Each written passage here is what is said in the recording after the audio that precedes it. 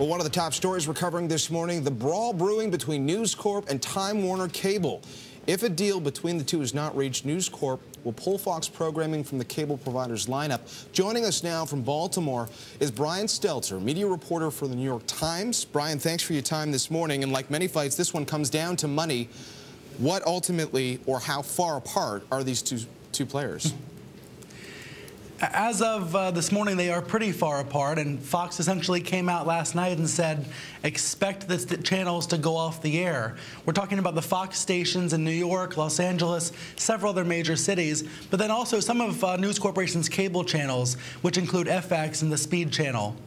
If the deadline reaches tonight and we see them go off the air at midnight, we'll see Carmen Electra in New York suddenly disappear at 12:01.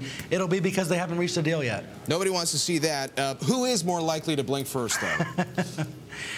I think that Fox has decided they're going to be a leader in trying to get retransmission fees for broadcast. Cable channels have gotten them for decades, but only in the past couple years have local stations, broadcast stations, tried to get in on this. I think Fox has dug its heels in pretty deep here. I'm not sure Time Warner Cable, though, is any less invested. I mean, both sides here have big grievances about the future of this business model for television. Brian? And Time Warner Cable says they're happy to let Fox go for a few days. Brian, quick question here. I mean, how much of this is just posturing? I mean, it's dramatic, right? The turn of the new year. I mean, media companies, this happens all the time. Why is this different? Well, it happens all the time in private, and this time last year we were talking about Viacom maybe taking MTV off the air on Time Warner Cable systems. What's different this year is we're talking about a broadcast network. It reveals this business model issue for the broadcast networks that they can't just be sustaining on advertising. They're going to have to see some subscription revenue in the future, and this is the leading edge of that fight. Brian, very quickly, what does this mean for other players, like the satellite players? Could they end up being the winners here?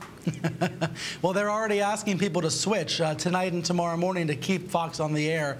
I think a lot of viewers will go online. If they lose Fox in New York or LA, they'll watch shows on sites like Hulu, which Fox owns a stake in. Right. So that can certainly be a short-term beneficiary. In the long term, these stations are going to have some revenue from somewhere, and it's going to be a bitter fight for a while, I think. All right, we will watch the story. Brian, thanks for your time. Brian Stelter of the New York Times. Thank you.